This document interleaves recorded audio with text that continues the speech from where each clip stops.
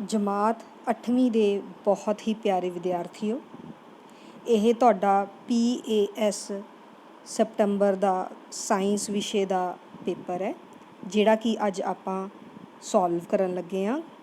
ਬੇਟਾ ਪਹਿਲਾ ਕੁਐਸਚਨ ਤੁਹਾਡੇ ਸਾਰਿਆਂ ਦਾ ਸੀ, which of the following should be used by farmer with a large farm to harvest his crops quickly and efficiently। ਬਹੁਤ ਵੱਡੇ ਫਾਰਮ ਵਾਲੇ ਕਿਸਾਨ ਆਪਣੀ ਫਸਲ ਨੂੰ ਤੇਜ਼ੀ ਨਾਲ ਗਹਾਈ ਕਰਨ ਲਈ ਕੀ ਵਰਤ ਸਕਦੇ ਨੇ? ਬੇਟਾ ਉਹ ਤੇਜ਼ੀ ਨਾਲ ਗਹਾਈ ਲਈ ਕੀ ਵਰਤਦੇ ਨੇ? ਕੰਬਾਈਨ ਦੀ ਵਰਤੋਂ ਕਰਦੇ ਨੇ। ਦੂਜਾ ਕੁਐਸਚਨ ਹੈ ਬੇਟਾ, while baking cakes yeast produces rapidly and produces dash gas. ਬੇਟਾ ਕੇਕ ਬਣਾਉਣ ਵੇਲੇ ਖਮੀਰ ਤੇਜ਼ੀ ਨਾਲ ਪ੍ਰਜਨਨ ਕਰਕੇ ਕਿਹੜੀ ਗੈਸ ਬਣਾਉਂਦਾ ਹੈ? ਬੇਟਾ ਕਾਰਬਨ ਡਾਈਆਕਸਾਈਡ ਗੈਸ ਬਣਾਉਂਦਾ ਹੈ। ਤੀਜਾ ਕੁਐਸਚਨ ਹੈ ਬੇਟਾ, ਅਧਿਆਪਕ ਨੇ ਰਵੀ ਨੂੰ ਪੁੱਛਿਆ ਕਿ ਮੁੱਖ ਕਾਰਨ ਕੀ ਹੈ ਕਿ ਬਹੁਤ ਸਾਰੀਆਂ ਪ੍ਰਜਾਤੀਆਂ ਖਤਰੇ 'ਚ ਪੈ ਰਹੀਆਂ ਨੇ। Teacher ask Ravi what is the main reason that ਮੈਨੀ ਸਪੀਸ਼ੀਜ਼ ਆਰ ਬਿਕਮਿੰਗ ਇੰਡੇਂਜਰਡ, ਖਤਮ ਹੋ ਰਹੀਆਂ ਨੇ। ਕੀ ਕਾਰਨ ਹੈ ਬੇਟਾ? ਮੇਨ ਕਾਰਨ ਕਿ ਉਹਨਾਂ ਨੂੰ ਬਿਮਾਰੀਆਂ ਹੋ ਰਹੀਆਂ, ਕਿ ਉਹਨਾਂ ਨੂੰ ਕੁਦਰਤੀ ਚੋਣ ਕਰਕੇ, ਜਾਂ ਬੇਟਾ ਉਹਨਾਂ ਦਾ ਅਸੀਂ ਨਿਵਾਸ ਸਥਾਨ ਦੀ ਤਬਾਹੀ ਕਰ ਰਹੇ ਹਾਂ, ਹੈਬੀਟੈਟ ਡਿਸਟਰਕਸ਼ਨ ਇਹਦਾ ਜਵਾਬ ਹੈ ਜੀ।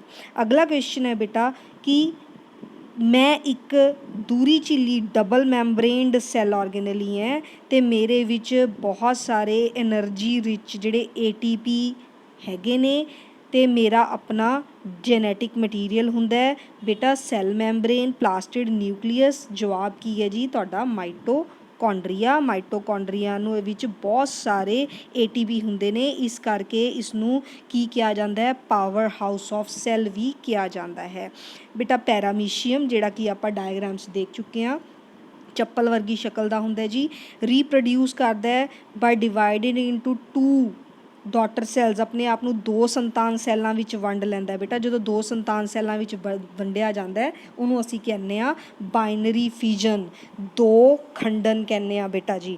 ਨੈਕਸਟ ਹੈ, ਪੱਤੇ ਜਾਂ ਫਲ ਕਿਸ ਕਾਰਨ ਪੌਦਿਆਂ ਤੋਂ ਟੁੱਟ ਕੇ ਜ਼ਮੀਨ 'ਤੇ ਡਿੱਗਦੇ ਹਨ? ਵਾਈ ਡੂ ਲੀਵਸ ਔਰ fruits fall on the ground after breaking from tree. ਬੇਟਾ ਕਿਸ ਕਰਕੇ ਜ਼ਮੀਨ 'ਤੇ ਆਉਂਦੇ ਨੇ? ਗੁਰਤਾਕਰਸ਼ਣ, ਗ੍ਰੈਵੀਟੇਸ਼ਨਲ ਫੋਰਸ ਸਾਡੀ ਅਰਥ ਦੇ ਵਿੱਚ ਐਗਜ਼ਿਸਟ ਕਰਦੀ ਹੈ, ਜਿਸ ਕਰਕੇ ਜਦੋਂ ਵੀ ਕੋਈ ਚੀਜ਼ ਡਿੱਗੇਗੀ ਉਹ ਗ੍ਰੈਵੀਟੇਸ਼ਨਲ ਫੋਰਸ, ਗੁਰਤਾਕਰਸ਼ਣ ਬਲ ਕਰਕੇ ਧਰਤੀ ਵੱਲ ਜਾਵੇਗੀ ਜੀ। 7ਵਾਂ ਕੁਐਸਚਨ ਹੈ ਪਿਆਰੇ ਬੱਚਿਓ ਕਿ ਜਦੋਂ ਖੁਸ਼ਕ ਮੌਸਮ ਹੁੰਦਾ ਹੈ, ਡਰਾਈ ਵੈਦਰ ਹੁੰਦਾ ਹੈ ਅਤੇ ਅਸੀਂ ਆਪਣੇ ਵਾਲਾਂ ਨੂੰ ਕੌਂਬ ਕਰਦੇ ਹਾਂ, ਕੰਘੀ ਕਰਦੇ ਹਾਂ, ਅਸੀਂ ਦੇਖਦੇ ਹਾਂ ਕਿ ਕੁਝ ਵਾਲ ਜਿਹੜੇ ਨੇ ਉਹ ਹਵਾ ਵਿੱਚ ਉੱਡਣ ਲੱਗ ਜਾਂਦੇ ਨੇ, ਫਲਾਇੰਗ ਅਪਾਰਟ। ਇਸ ਲਈ ਕਿਹੜੀ ਫੋਰਸ ਹੈ ਬੇਟਾ? ਜਦੋਂ ਵੀ ਵਾਲਾਂ ਨਾਲ ਕੰਘੀ ਰਗੜ ਖਾਏਗੀ ਤਾਂ ਸਾਡੇ ਕੋਲ ਸਥਿਰ ਬਿਜਲਈ ਬਲ, ਇਲੈਕਟ੍ਰੋਸਟੈਟਿਕ ਫੋਰਸ ਜਿਹੜੀ ਹੈ ਪ੍ਰੋਡਿਊਸ ਹੁੰਦੀ ਹੈ, ਜਿਸ ਕਰਕੇ ਅਟਰੈਕਸ਼ਨ ਜਾਂ ਰਿਪਲਸ਼ਨ ਕਰਕੇ ਜਿਹੜੇ ਹੈ ਕੰਮ ਹੁੰਦਾ ਹੈ ਅਤੇ ਵਾਲ ਜਿਹੜੇ ਨੇ ਉਹ ਰਿਪਲਸ਼ਨ ਕਰਕੇ ਦੂਰ ਚਲੇ ਜਾਂਦੇ ਨੇ, ਅਤੇ ਇਹਦਾ ਜਵਾਬ ਹੈ ਇਲੈਕਟ੍ਰੋਸਟੈਟਿਕ ਫੋਰਸ। ਅਗਲਾ ਕੁਐਸਚਨ ਹੈ ਬੇਟਾ ਜੀ, teacher explain to class, teacher ਨੇ, ਅਧਿਆਪਕ ਨੇ ਆਪਣੀ ਪੂਰੀ ਜਮਾਤ ਨੂੰ ਸਮਝਾਇਆ ਕਿ magnet attract things made of iron, ਚੁੰਬਕ ਲੋਹੇ ਤੋਂ ਬਣੀ ਚੀਜ਼ਾਂ ਨੂੰ ਆਪਣੇ ਵੱਲ ਖਿੱਚ ਲੈਂਦੀ ਹੈ। ਠੀਕ ਹੈ ਜੀ, ਕਿਉਂਕਿ ਚੁੰਬਕੀ ਬਲ ਹੁੰਦਾ ਹੈ। ਚੁੰਬਕੀ ਬਲ ਬੇਟਾ ਆਪਾਂ ਨੂੰ ਚੁੰਬਕ ਨੂੰ ਲੋਹੇ ਦੇ ਨੇੜੇ ਨਹੀਂ ਲੈ ਕੇ ਜਾਣਾ ਪੈਂਦਾ, ਉਹ ਦੂਰ ਤੋਂ ਹੀ ਲੋਹੇ ਨੂੰ ਆਪਣੇ ਕਨੀ ਖਿੱਚ ਲੈਂਦੀ ਹੈ। ਤਾਂ ਇਹ ਕੀ ਹੈ? ਅਸੰਪਰਕ ਬਲ, ਨੌਨ ਕੰਟੈਕਟ ਫੋਰਸ। ਬੇਟਾ ਅਗਲਾ ਕੁਐਸਚਨ ਹੈ, ਬੂਜੋ ਨੇ ਆਪਣੇ ਅੰਕਲ ਨੂੰ, ਚਾਚੇ ਨੂੰ ਪੁੱਛਿਆ ਕਿ ਇੱਕ ਪਿੰਡ ਦੇ ਨੇੜੇ ਪਲੇਟਿੰਗ ਦੀ ਫੈਕਟਰੀ ਲਾਈ ਹੈ, ਉਸ ਫੈਕਟਰੀ ਦੀ ਜਿਹੜੀ ਵੇਸਟ ਹੈ ਉਹ ਕਿਵੇਂ ਉਸਨੂੰ ਡਿਸਪੋਜ਼ ਆਫ ਕਰਨਾ ਚਾਹੀਦਾ, ਉਸਦਾ ਨਿਪਟਾਰਾ ਕਿਵੇਂ ਕਰਨਾ ਚਾਹੀਦਾ ਹੈ? ਕੀ ਉਸਨੂੰ ਨਦੀ ਵਿੱਚ ਪਾ ਦੇਣਾ ਚਾਹੀਦਾ ਹੈ ਜਾਂ ਛੱਪੜ ਵਿੱਚ ਪਾ ਦੇਣਾ ਚਾਹੀਦਾ ਹੈ? ਕੀ ਉਸਨੂੰ ਮੱਕੀ ਦੇ ਖੇਤ ਸੁੱਟ ਦੇਣਾ ਚਾਹੀਦਾ ਹੈ?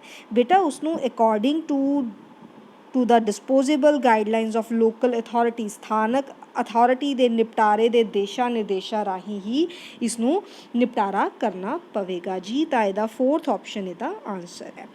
ਅਗਲਾ ਸਵਾਲ ਹੈ ਬੇਟਾ 10th ਕੁਐਸਚਨ ਕਿ ਵੈਨ ਐਨ ਇਲੈਕਟ੍ਰਿਕ ਕਰੰਟ ਜਦੋਂ ਇਲੈਕਟ੍ਰਿਕ ਕਰੰਟ ਇੱਕ ਕੰਡਕਟਿੰਗ ਸੋਲਿਊਸ਼ਨ 'ਚੋਂ ਲੰਘਦਾ ਹੈ, ਉਹ ਸੋਲਿਊਸ਼ਨ ਜਿਹੜਾ ਹੈ ਆਪਣਾ ਰੰਗ ਬਦਲ ਜਾਂਦਾ ਹੈ। ਇਸ ਦਾ ਮਤਲਬ ਜਦੋਂ ਕਰੰਟ ਉਸ ਸੋਲਿਊਸ਼ਨ 'ਚੋਂ ਲੰਘਿਆ, ਉਸਨੇ ਉਸ 'ਤੇ ਕੋਈ ਪ੍ਰਭਾਵ ਪਾਇਆ, ਕੋਈ ਇਫੈਕਟ ਪਾਇਆ। ਉਹ ਇਫੈਕਟ ਕਿਹੜਾ? Chemical effect of current. ਬੇਟਾ ਅਸੀਂ ਪੜ੍ਹਦੇ ਆ ਰਹੇ ਹਾਂ ਕਿ ਇਲੈਕਟ੍ਰਿਕ ਕਰੰਟ ਦੇ ਦੋ ਇਫੈਕਟਸ ਹੈ, ਇੱਕ ਕੈਮੀਕਲ ਇਫੈਕਟ ਆਫ ਕਰੰਟ ਅਤੇ ਦੂਜਾ ਹੀਟਿੰਗ ਇਫੈਕਟ ਆਫ ਕਰੰਟ। ਤਾਂ ਸੋਲਿਊਸ਼ਨ ਆਪਣਾ ਰੰਗ ਕਿਉਂ ਬਦਲੇਗਾ? Due to chemical effect of current. 11th question ਹੈ ਬੇਟਾ, ਹੇਠ ਲਿਖਿਆਂ ਵਿੱਚੋਂ ਕਿਹੜਾ ਘੋਲ ਚਿੱਤਰ ਵਿੱਚ ਦਿੱਤੇ ਅਨੁਸਾਰ ਬਲਬ ਨਹੀਂ ਜਲੇਗਾ? ਆਪਾਂ ਇਸ ਦੇ ਵਿੱਚ ਕਿਹੜਾ ਸੋਲਿਊਸ਼ਨ ਪਾਈਏ ਕਿ ਜਿਹੜਾ ਬਲਬ ਨਹੀਂ ਜਗਾਏਗਾ? ਬੇਟਾ ਸੋਡੀਅਮ ਕਲੋਰਾਈਡ, ਨਮਕ ਦਾ ਘੋਲ, ਉਹਦੇ ਆਇਨਸ ਬਣ ਜਾਂਦੇ ਨੇ, ਇਸ ਕਰਕੇ ਜੇ ਆਇਨਸ ਬਣਨਗੇ ਤਾਂ ਬਲਬ ਜਗੇਗਾ। ਐਵੇਂ ਕਾਪਰ ਸਲਫੇਟ ਵੀ ਪਾਣੀ ਦੇ ਵਿੱਚ ਜਾ ਕੇ ਆਇਨਸ ਬਣਾਉਂਦਾ ਹੈ, ਇਹਦੇ ਨਾਲ ਵੀ ਬਲਬ ਜਗੇਗਾ। ਤਾਂ ਸਿਲਵਰ ਨਾਈਟ੍ਰੇਟ ਵੀ ਆਇਨਸ ਬਣਾਉਂਦਾ ਹੈ। ਸਿਰਫ ਇੱਕ ਸ਼ੂਗਰ ਸੋਲਿਊਸ਼ਨ ਹੈ, ਚੀਨੀ ਦਾ ਘੋਲ ਹੈ ਡਿਸਟਿਲਡ ਵਾਟਰ ਦੇ ਵਿੱਚ, ਜਿਹੜਾ ਆਇਨਸ ਨਹੀਂ ਬਣਾਉਂਦਾ, ਇਸ ਕਰਕੇ ਡੀ ਇਹਦਾ ਆਨਸਰ ਹੈ। ਬੇਟਾ 12th ਕੁਐਸਚਨ ਹੈ ਕਿ ਪੈਰਾਸ਼ੂਟ। ਬੇਟਾ ਪੈਰਾਸ਼ੂਟ ਸਭ ਤੋਂ ਮਜ਼ਬੂਤ ਫਾਈਬਰ ਦਾ ਬਣਦਾ ਹੈ ਅਤੇ ਸਭ ਤੋਂ ਮਜ਼ਬੂਤ ਫਾਈਬਰ ਜਿਹੜਾ ਹੈ ਨਾਈਲੋਨ ਹੈ। ਤਾਂ ਜਿਹੜੇ ਵੀ ਪੈਰਾਸ਼ੂਟ ਹੈ, ਰੱਸੀਆਂ ਹੈ, ਇਹ ਕਿਸ ਤੋਂ ਬਣਦੀਆਂ ਨੇ ਜੀ? ਨਾਈਲੋਨ ਤੋਂ ਬਣਦੀਆਂ ਨੇ। 13ਵਾਂ ਕੁਐਸਚਨ ਹੈ ਬੇਟਾ, ਤੁਸੀਂ ਸਭ ਨੇ ਦੇਖਿਆ ਹੋਊਗਾ ਜਿਹੜੇ ਅੱਗ ਬੁਝਾਉਣ ਵਾਲੇ ਕਰਮਚਾਰੀ ਹੁੰਦੇ ਨੇ, ਉਹਨਾਂ ਦੀ ਵਰਦੀ 'ਤੇ ਇੱਕ ਸਪੈਸ਼ਲ ਪਲਾਸਟਿਕ ਕੋਟ ਕੀਤਾ ਹੁੰਦਾ ਤਾਂ ਕਿ ਉਹ ਅੱਗ ਨਾ ਫੜਨ। ਬੇਟਾ ਟੈਫਲੋਨ, ਮੈਲਾਮਾਈਨ, PET ਅਤੇ ਪੋਲੀਐਸਟਰ ਵਿੱਚੋਂ ਮੈਲਾਮਾਈਨ ਇੱਕ ਇਹੋ ਜਿਹੀ ਚੀਜ਼ ਹੈ ਜਿਹੜੀ ਅੱਗ ਨੂੰ ਫੜਦੀ ਨਹੀਂ। ਤਾਂ ਫਾਇਰ ਫਾਈਟਰਸ, ਅੱਗ ਬੁਝਾਊ ਕਰਮਚਾਰੀਆਂ ਦੀ ਜਿਹੜੀ ਯੂਨੀਫਾਰਮ ਹੈ ਉੱਤੇ ਮੈਲਾਮਾਈਨ ਦੀ ਕੋਟਿੰਗ ਕੀਤੀ ਹੁੰਦੀ ਹੈ। 14ਵਾਂ ਕੁਐਸਚਨ ਹੈ ਬੇਟਾ 14th question, identify the type of plastic that can be best use to make electrical switches. ਅਸੀਂ ਇਲੈਕਟ੍ਰਿਕ ਦੇ ਬਿਜਲੀ ਦੇ ਸਵਿਚ ਕਿਹੜੀ ਤਰ੍ਹਾਂ ਦੇ ਪਲਾਸਟਿਕ ਤੋਂ ਬਣਾ ਸਕਦੇ ਹਾਂ? ਬੇਟਾ ਸਾਨੂੰ ਬਿਜਲੀ ਦੇ ਸਵਿਚ ਉਸ ਚੀਜ਼ ਤੋਂ ਬਣਾਉਣੇ ਪੈਣਗੇ ਜਿਸ ਦੇ ਨਾਲ ਸਾਨੂੰ ਕਰੰਟ ਵੀ ਨਾ ਲੱਗੇ ਅਤੇ ਜਿਹੜਾ ਗਰਮ ਹੋ ਕੇ ਪਿਘਲੇ ਵੀ ਨਾ। ਤਾਂ ਸਭ ਤੋਂ ਬੈਸਟ ਪਲਾਸਟਿਕ ਕਿਹੜਾ? ਬੇਕੇਲਾਈਟ ਹੈ, ਜਿਹੜਾ ਕਿ ਇੱਕ ਥਰਮੋਸੈਟਿੰਗ ਪਲਾਸਟਿਕ ਹੈ ਜੀ। ਨੈਕਸਟ ਹੈ ਜੀ 15th question, which of the following metal does not react with steam. ਬੇਟਾ ਕੁਛ ਮੈਟਲ ਜਿਹੜੇ ਹੁੰਦੇ ਨੇ ਉਹ ਰਿਐਕਸ਼ਨ ਬਹੁਤ ਜਲਦੀ ਕਰ ਲੈਂਦੇ ਨੇ, ਜਿਵੇਂ ਸੋਡੀਅਮ, ਕੁਛ ਆਰਾਮ ਨਾਲ ਕਰਦੇ ਨੇ, ਕੁਛ ਜਿਹੜੇ ਹੈ ਬੇਟੇ ਭਾਫ ਨਾਲ ਜਾ ਕੇ, ਕਿਉਂਕਿ ਭਾਫ ਦਾ ਤਾਪਮਾਨ ਟੈਂਪਰੇਚਰ ਬਹੁਤ ਜ਼ਿਆਦਾ ਹੁੰਦਾ ਹੈ। ਲੇਕਿਨ ਕੁਛ ਮੈਟਲਸ ਨੇ ਲਾਈਕ ਸਿਲਵਰ, ਇਹ ਸਟੀਮ ਦੇ ਨਾਲ ਵੀ, ਸਿਲਵਰ, ਗੋਲਡ, ਇਹ ਸਟੀਮ ਦੇ ਨਾਲ ਵੀ ਕੋਈ ਰਿਐਕਸ਼ਨ ਨਹੀਂ ਕਰਦੇ ਕਿਉਂਕਿ ਇਹ ਸਭ ਤੋਂ ਘੱਟ ਰਿਐਕਟਿਵ ਨੇ, ਦੇ ਆਰ ਲੀਸਟ ਰਿਐਕਟਿਵ। ਬੇਟਾ 16th ਕੁਐਸਚਨ ਹੈ, ਭੋਜਨ ਦੇ ਡੱਬੇ ਟਿਨ ਨਾਲ ਲੇਪਿਤ ਹੁੰਦੇ ਹਨ, ਨਾ ਕਿ ਜ਼ਿੰਕ ਨਾਲ। Food cans can be coated with tin, not with zinc. ਬੇਟਾ ਜ਼ਿੰਕ ਜਿਹੜਾ ਹੈ ਜ਼ਿਆਦਾ ਕਿਰਿਆਸ਼ੀਲ ਹੈ, zinc is more reactive than tin. ਜੇ ਅਸੀਂ ਜ਼ਿੰਕ ਨਾਲ ਉਸਦੀ ਕੋਟਿੰਗ ਕਰਾਂਗੇ, ਜ਼ਿੰਕ ਜਿਹੜਾ ਹੈ ਉਹ ਰਿਐਕਸ਼ਨ ਕਰ ਲਏਗਾ, ਇਸ ਲਈ ਅਸੀਂ ਫੂਡ ਕੈਨਸ ਨੂੰ ਟਿਨ ਦੇ ਨਾਲ ਕਵਰ ਕਰਦੇ ਹਾਂ। ਨੈਕਸਟ ਹੈ ਬੇਟਾ 17th ਕੁਐਸਚਨ, ਕਿ ਇਹਨਾਂ ਵਿੱਚੋਂ ਕਿਸ ਦੀਆਂ ਅਸੀਂ ਕੁੱਟ ਕੇ ਚਾਦਰਾਂ ਬਣਾ ਸਕਦੇ ਹਾਂ, which can be beaten into thin sheets, ਜਿਸ ਪ੍ਰੋਪਰਟੀ ਨੂੰ ਅਸੀਂ ਕੀ ਕਹਿੰਦੇ ਹਾਂ ਬੇਟਾ? ਮੇਲੀਏਬਿਲਿਟੀ। ਤਾਂ ਬੇਟਾ ਫੋਸਫੋਰਸ, ਸਲਫਰ ਅਤੇ ਆਕਸੀਜਨ ਤਿੰਨੋਂ ਨੋਨ ਮੈਟਲ ਹੈ। ਨੋਨ ਮੈਟਲ ਜਿਹੜੇ ਨੇ ਨੋਨ ਮੇਲੀਏਬਲ ਹੁੰਦੇ ਨੇ, ਤਾਂ ਜ਼ਿੰਕ ਇੱਕ ਮੈਟਲ ਹੈ, ਮੈਟਲ ਮੇਲੀਏਬਲ ਹੁੰਦੇ ਨੇ ਅਤੇ ਇਹਨਾਂ ਦੀ ਅਸੀਂ ਸ਼ੀਟਸ ਬਣਾ ਸਕਦੇ ਹਾਂ। 18th ਕੁਐਸਚਨ ਬੇਟਾ, sun appears to move from east to west around the ਅਰਥ।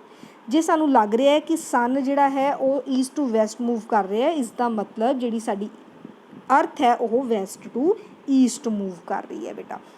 ਨੈਕਸਟ ਹੈ, which of the following figure depicts the position of pole star. ਬੇਟਾ ਜਦੋਂ ਪੋਲ ਸਟਾਰ ਦੀ ਪੋਜੀਸ਼ਨ ਡਿਪਿਕਟ ਕਰਨੀ ਹੈ ਤਾਂ ਪੋਲ ਸਟਾਰ ਅਰਥ ਦੀ ਐਕਸਿਸ ਦੇ ਨਾਰਥ ਵਾਲੀ ਸਾਈਡ ਹੁੰਦਾ ਹੈ, ਤਾਂ ਸਾਡੇ ਕੋਲ ਇਹ ਨਾਰਥ ਵਾਲੀ ਸਾਈਡ ਹੈ, ਤਾਂ ਇਹਦੀ ਆਪਸ਼ਨ ਕੀ ਹੈ? ਆਪਸ਼ਨ ਏ ਇਹਦਾ ਆਨਸਰ ਹੈ। ਨੈਕਸਟ ਹੈ ਬੇਟਾ the change in the season on the earth, because ਬੇਟਾ ਅਰਥ ਜਿਹੜੀ ਹੈ ਟਿਲਟ ਹੋਈ ਹੈ ਇਹ towards its axis. The axis of rotation of earth is tilted with respect to plane of its orbit, ਜਿਸ ਕਰਕੇ ਅਰਥ 'ਤੇ ਜਿਹੜੇ ਹੈ ਸੀਜ਼ਨ ਬਣਦੇ ਨੇ। ਤਾਂ ਪਿਆਰੇ ਬੱਚਿਓ, ਉਮੀਦ ਹੈ ਤੁਸੀਂ ਆਪਣਾ ਟੈਸਟ ਬਹੁਤ ਚੰਗੀ ਤਰ੍ਹਾਂ ਦੇ ਰਹੇ ਹੋ।